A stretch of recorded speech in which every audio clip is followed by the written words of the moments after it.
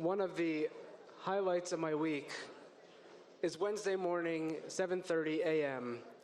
And it's not just because I love Minyan. It's because I love coming to Minyan here, and I bring my 14-month-old son, Shai. And when I first started bringing him to Minyan, he was all of 6 months old, and he could barely move. He was only just wiggling. We'd put him on a mat. I'd give him some toys and some rattles, and it was so easy. As the year went on, as you can imagine, he started to grow and grow.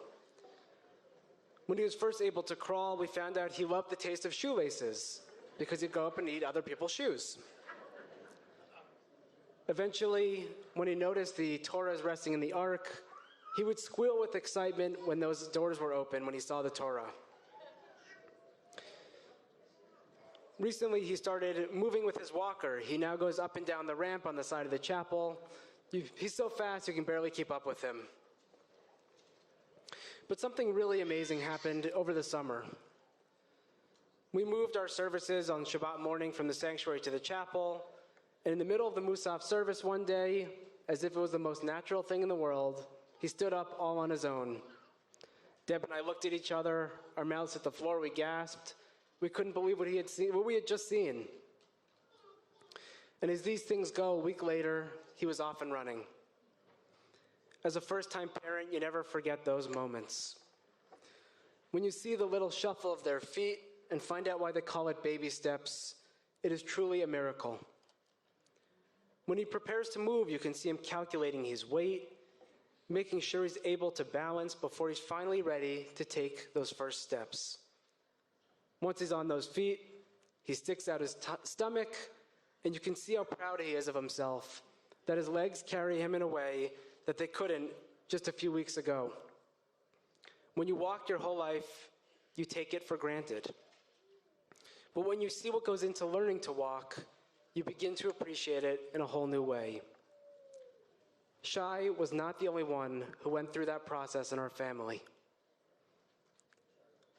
This morning, my father-in-law, Hugh, led us in the Shacharit service. But it was not long ago, we didn't think he would be here today at all. For those of you who don't know, this year my father-in-law's life changed. Just a short time after recovering from hip surgery, intended to get him back on his feet for good, Hugh began to experience unexplained weight fluctuations, pain, and weakness. At first, we had no idea what it was. Over the course of multiple months that involved a litany of tests, evaluations, countless trips in and out of the hospital, it became clear that Hugh desperately needed a new liver. And for a person who basically lived on chopped liver, the cruel irony was not lost on any of us. Without that liver, the real liver, not the chopped liver, Hugh would not have long to live, and we could not afford to wait. And so as a family, with his wife Martha, a wife of 47 years by his side, we rallied together to find a liver as soon as humanly possible. As his health rapidly deteriorated, the Jewish community sprung into action. Hugh has spent his whole life involved in Jewish causes. He's been a pillar of his synagogue since before I was born. His name is synonymous with Camp Ramah, and he single-handedly kept the 2nd Avenue Deli in business. He's the kind of schmoozer you feel like you've known your whole life, even if you have just met. Hugh is kindness and humor personified. And because of all that, within just days of his grim diagnosis, Hugh's story started to spread throughout the Jewish world. People began the long process of seeing if they might be a match, all with the hope of performing the greatest mitzvah you can perform in Judaism, saving a life. Those who were ineligible to donate sent meals. Friends shared videos and messages to boost Hugh and Martha's spirits. And as Hugh's need increased, so did the number of potential donors. Everyone from good friends to casual acquaintances reached out to tell us not only they were thinking of us, but that they themselves had started the process of testing. The hospital said they had never seen that kind of outpouring of support for someone of Hugh's age. a testament to the kind of person he has been throughout his whole life and to the incredible communities he is a part of, including Temple Emanu-El, where people continue to ask about his health every day. Then, in the midst of all this outpouring of support, something miraculous happened.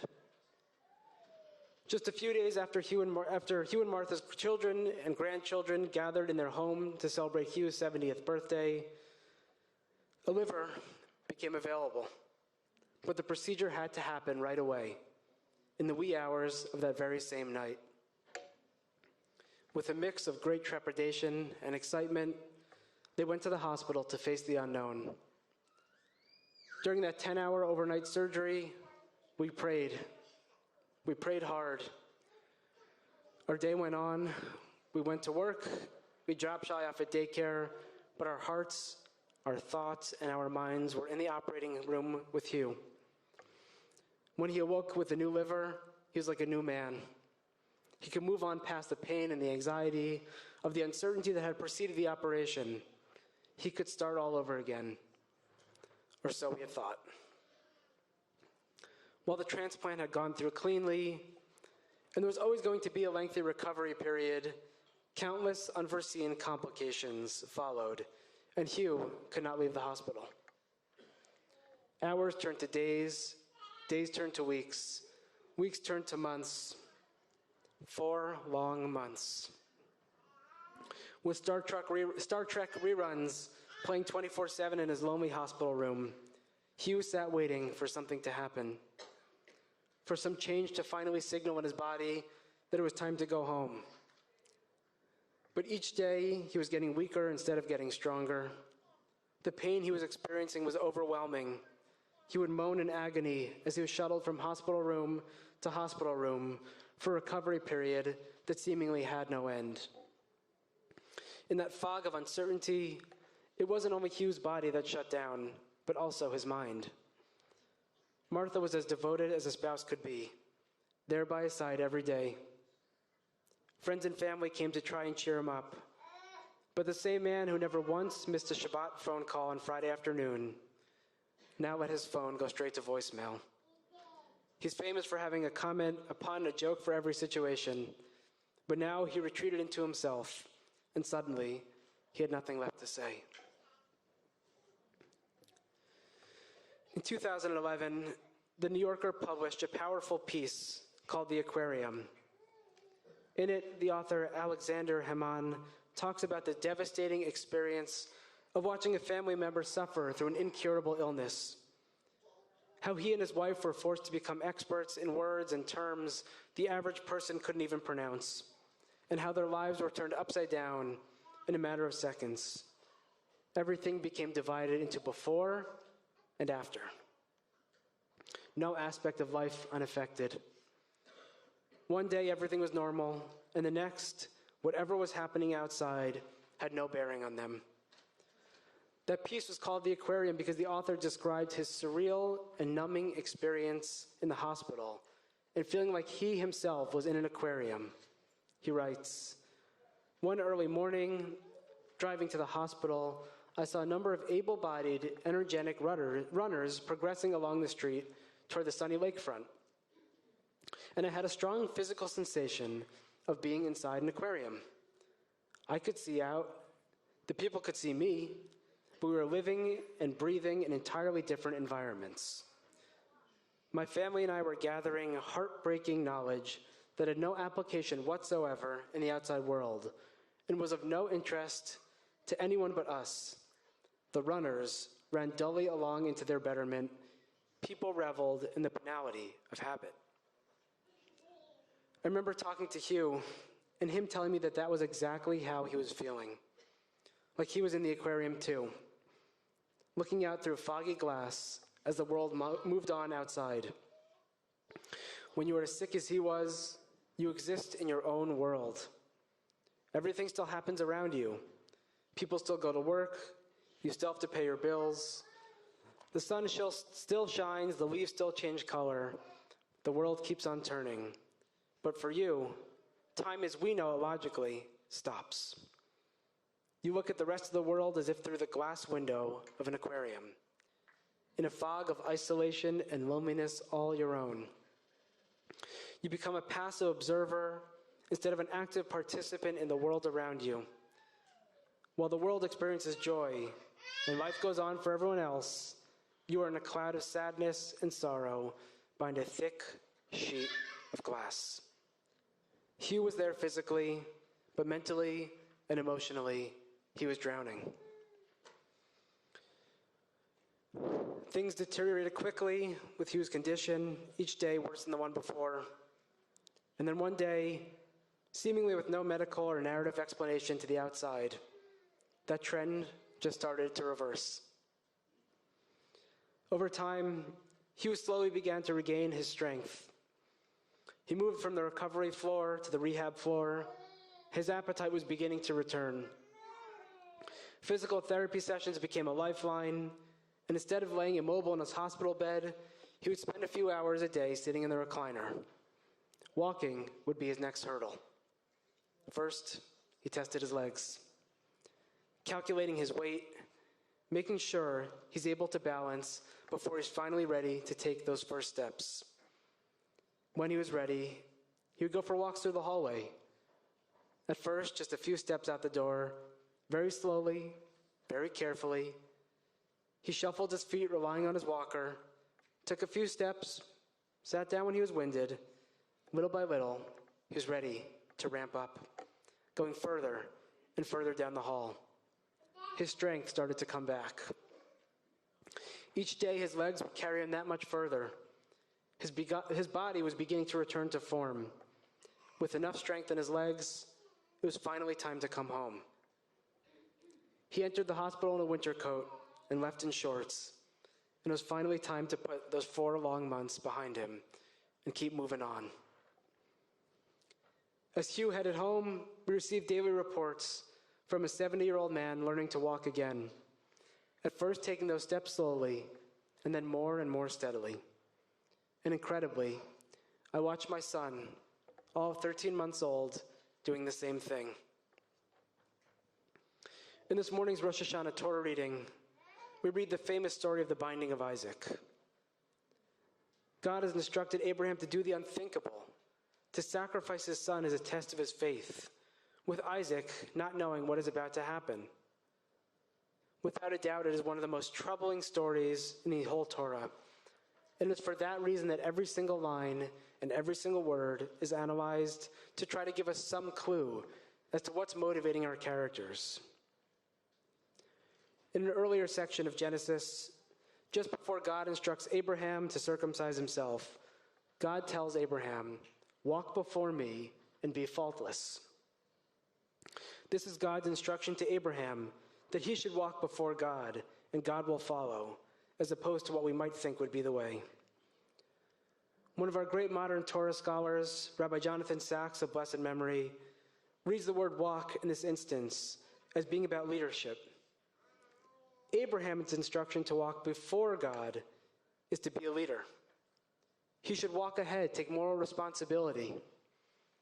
In today's Torah reading, however, it tells us twice that Abraham and Isaac walked together. We twice see the phrase, V'yilchu shnehem yachdav. Abraham knew where he was leading Isaac toward that fateful moment, while Isaac is still trying to figure out what is happening. Abraham here is not walking in front of Isaac, but with his son. As the Torah says, yachdav. Rav Samson Raphael Hirsch tells us this is more than just about physically walking together. The word yachdav that we see twice in this scene is more intense. It signifies a stronger, more essential togetherness. They're not just physically moving together. It's much deeper than that. It's about the closeness that only exists between parents and children. It's a father laying his hands on his son or his daughter's head and blessing them, giving them a blessing. It's the closeness of a baby sitting on his mother's lap as she reads to him. It's a grandfather holding the hand of their grandson as he takes his first steps. Walking together is not just about walking. It is about that special relationship that exists between a child and a parent, or in this case, a grandparent. It is knowing that even as time passes by, a child will always look up to those who came before him. They will know that they can go to them for support, for advice, and for guidance, for care. Abraham and Isaac walking hand in hand allows us to wonder, was it Abraham leading Isaac, or was it Isaac helping his father? In the 4 months that he had been in the hospital, Shai had grown up. Each moment of an infant's life is filled with new milestones. Teeth come in, clothes no longer fit, babbles begin to sound like words. Suddenly, they're toddlers.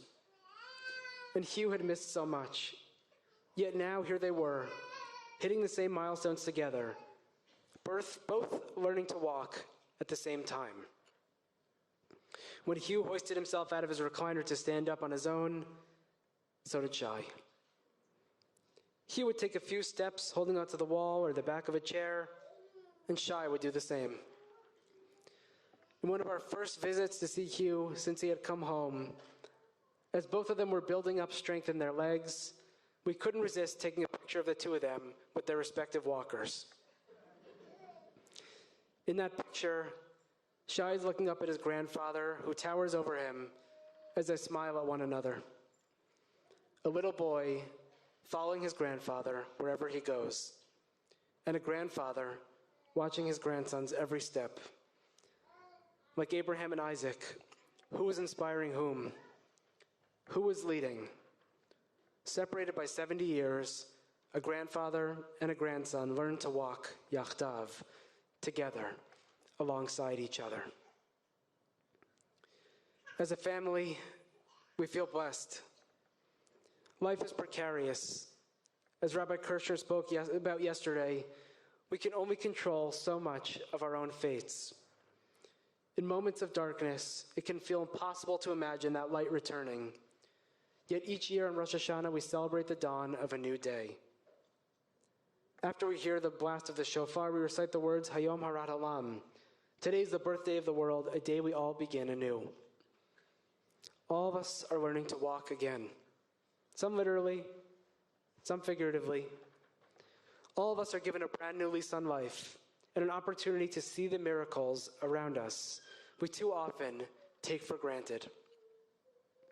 For some, that lease on life comes in the form of a new organ, made possible only through the beneficence of a donor.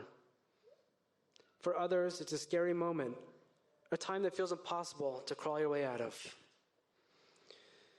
But all of us here on this day, with the same new slate, the same opportunity to take steps into the new year.